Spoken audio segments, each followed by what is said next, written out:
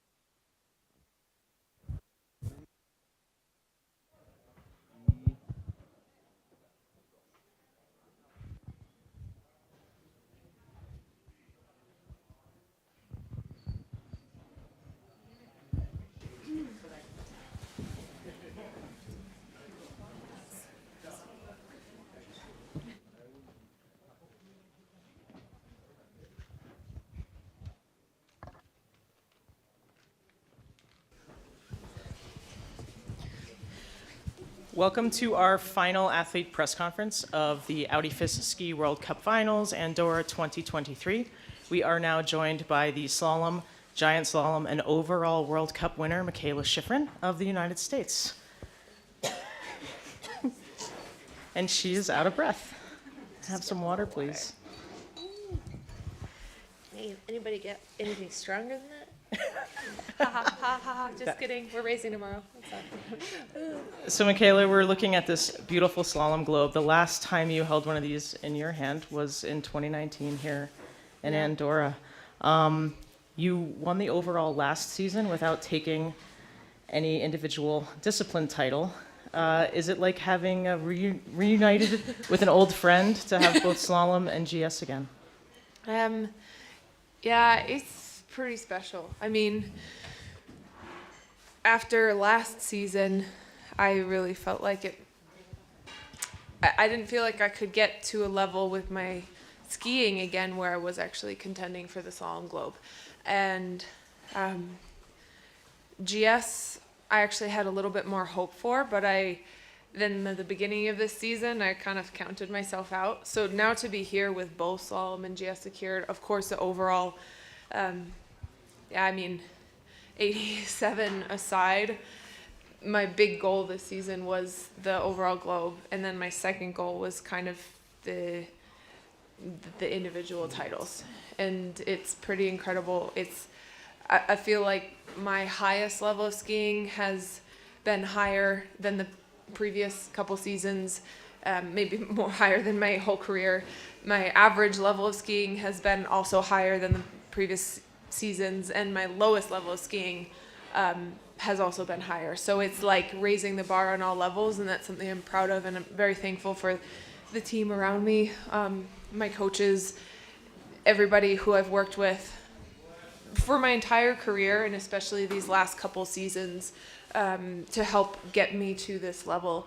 And I'd be remiss not to mention Mike, who obviously everybody knows that we won't be working together moving forward, but he is as much a part of this success this entire season as he's ever been, and I'm incredibly thankful to everything that he's done for me in my entire career.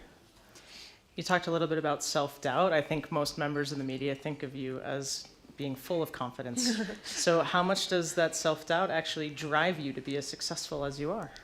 I actually think I'm more driven by doubt than I am by confidence. I don't think I've ever felt particularly confident. I mean, confident, like as a person. I feel comfortable in my own skin, and I guess driven by the fact that I'm pretty much always awkward, and I'm okay with that. So I guess maybe that's some kind of confidence, but I'm not the person who walks in a room just feeling like I own it. And normally if I walk in a room full of people, I want to run the other direction. So it's always a little bit of a struggle, and at the same time I feel like what skiing has given me in my whole career is the ability to be okay with myself and okay in my own skin, and okay not necessarily being confident, because sometimes when you feel doubtful, I feel like that's actually it's like the doubt is almost a guide for how you get better, for what, like if you have fear, it's trying to say this is something you should respect. Maybe this is something you can address. This is something you can work on and get better for next time. And being doubtful in the start of a World Cup run has never done anything bad for me. In fact, it's actually only been helpful, because I'm thinking about the right things, and I'm not sure if I can do it, but I know that I want to try. And that's where I'm in my zone and my best performances. I think it's the right kind of awkward. We're going to go back in time a little bit to your early days of racing, when we had ABFTTB on the skis, always be faster than the boys. How important is it to you that the most successful ski racer in history is a woman? Oh. Ooh. Well, how important is it to you? Like, I think where I've come in my career, led by the females who paved the way for me, and obviously the first name that comes to everybody's mind is Lindsay. She was the one everybody thought was gonna get that record, including myself, and she put her heart and soul into every single race, and in the final seasons to achieve that record. And at that time, I felt there was so much talk about what it would mean for basically for a female to own that record. And because of that, because of the road she paved there, this time around, when it's been talking about me, I think I have personally noticed less talk about it being a female or a male, and more talk about the actual personality, like Ingemar, Michaela, ski racer. And that for me is progress, when the gender is completely left out of it. And it's just overall World Cup win record holder, or whatever y'all call it. And that's the cool thing for me, and it's also it's because of those who paved the way. Absolutely makes sense. You have had ups and downs in seasons, leading into major events, professionally and also personally.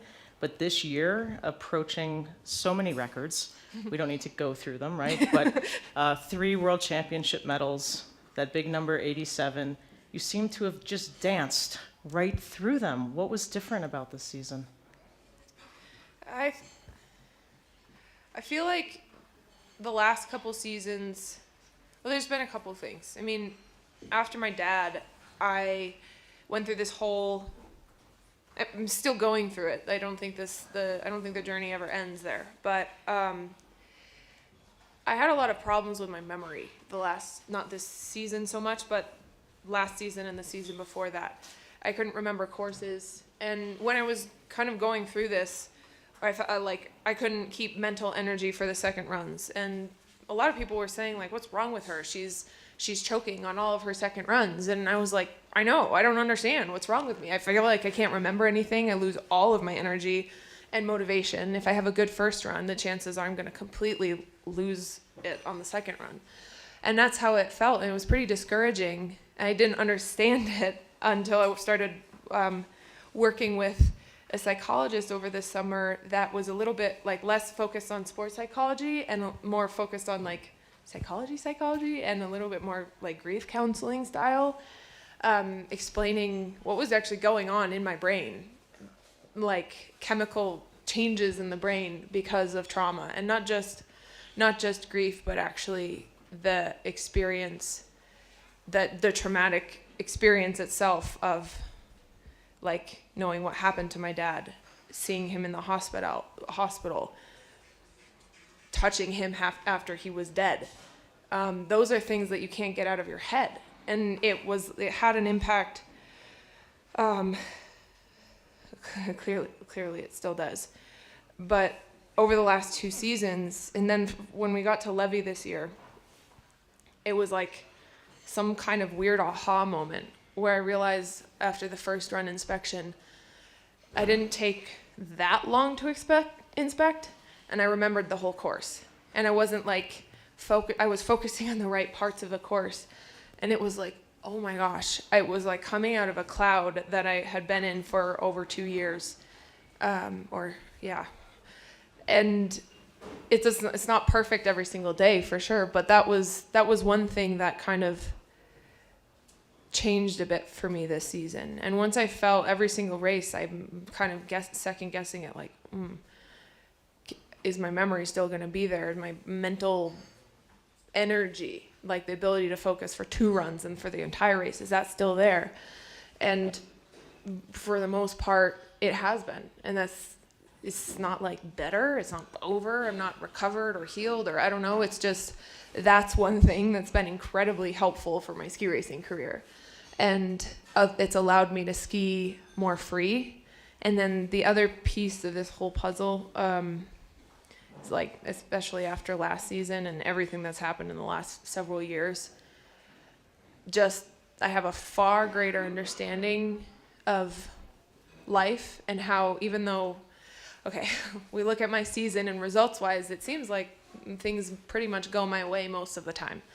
But in life, the majority of the time it doesn't go your way, and you have to fight for things like every single day. And I think that's something, it's not just me, it's like everybody in the room can probably relate to that it's kind of a struggle most days. We're like all just riding the struggle bus. Results-wise, you set that aside, is something we can all relate to, and I've actually got a much better understanding of that. So when we started this season, even though there were all these records and all these things everybody was talking about, I set my goals, and I haven't been afraid of the disappointment that would come if I didn't achieve them. Whether it's 87 or it's the overall or the Globes, any of the Globes,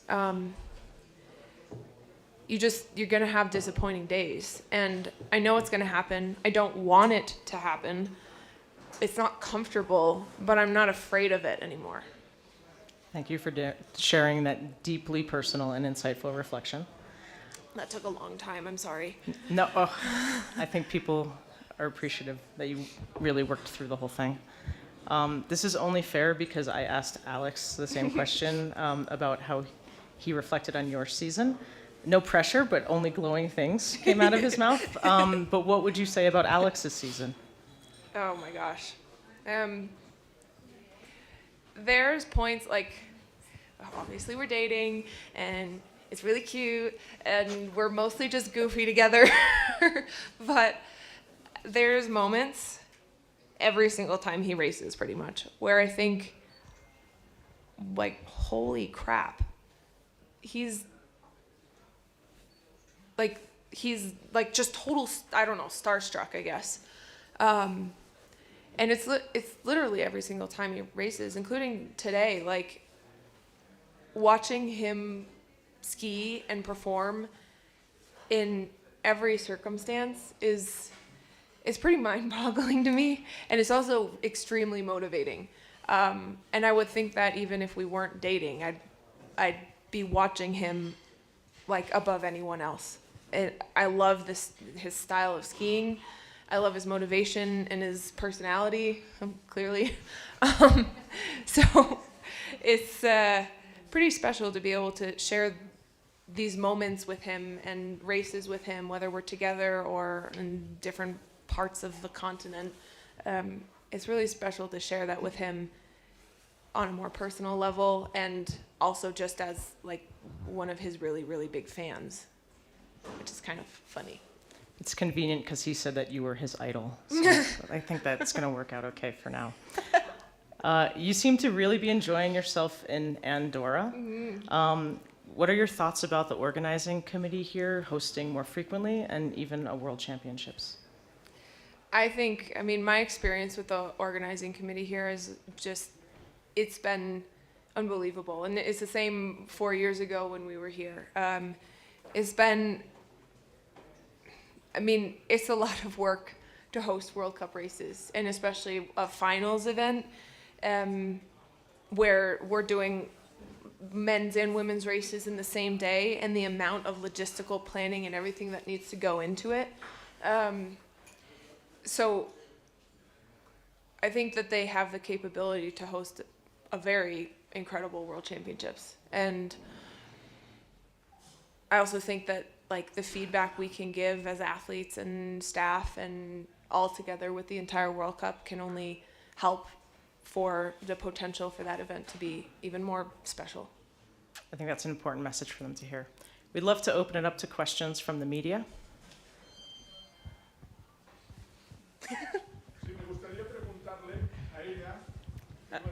Hang on, we're starting here in the front, but we will come to you in a moment. Me gustaría que Micaela nos explicara un poco, porque no lo ha explicado realmente, o no, yo no lo he oído, el cambio de entrenador. ¿A qué se ha debido el cambio de entrenador?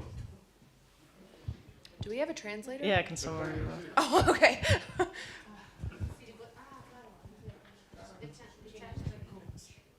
Okay. The decision for a coaching change. Are you asking who the new coach will be? Why? Yeah, okay. Why?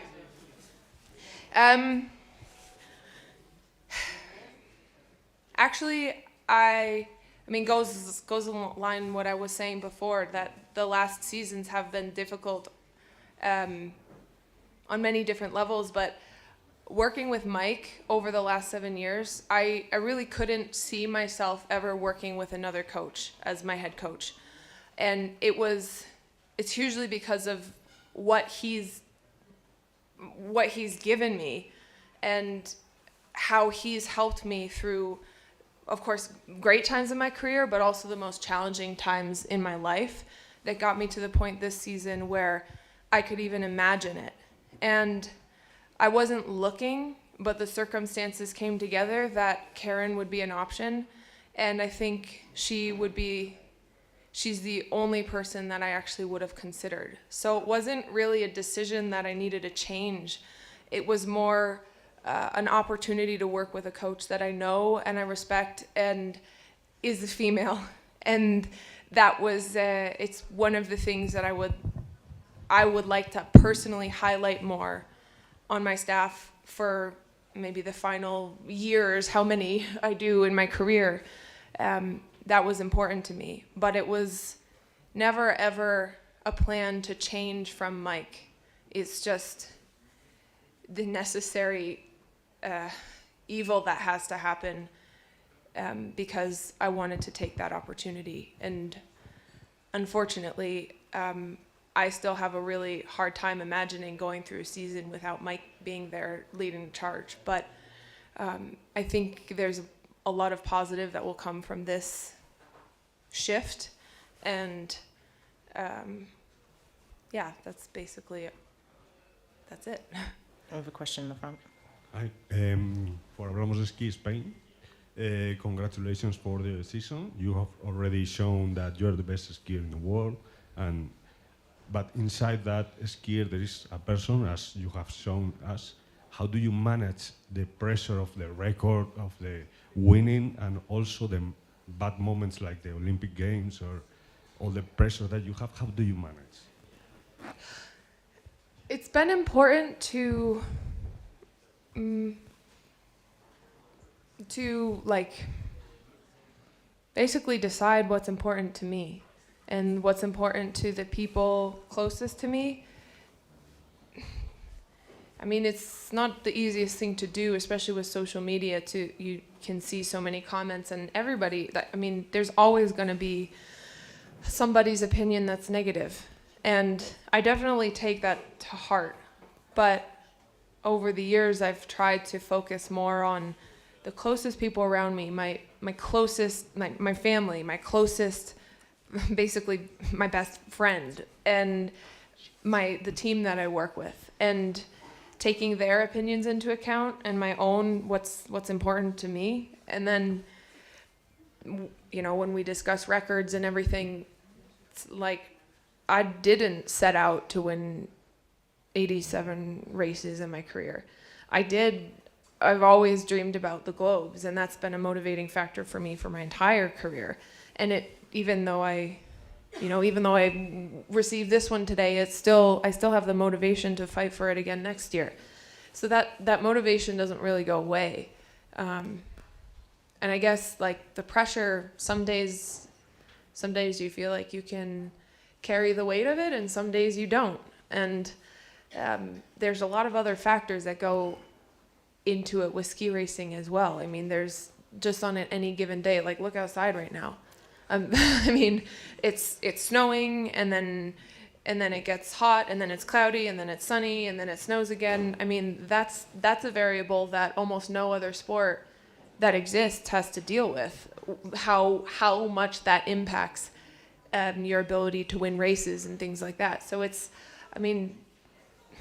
pressure is, I think Billie Jean King said pressure is a privilege, and it is. It's just sometimes it's heavier than other times, but it's still always a privilege. And people are going to say what they're going to say, so it might bother you in the moment, but eventually you'll forget about it and you'll go back to your family. And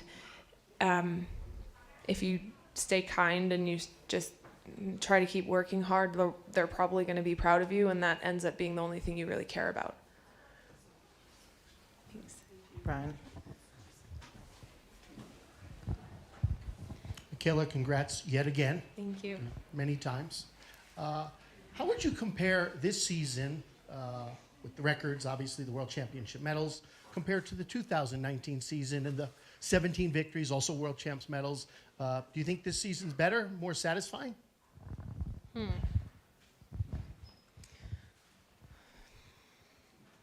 I don't know if it's more satisfying, but it's...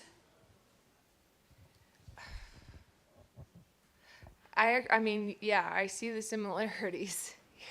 I've been thinking about it during the greatest points in this season. It felt very, reminiscent of that season, I guess. And of course, it's different. It's not as many wins. It's,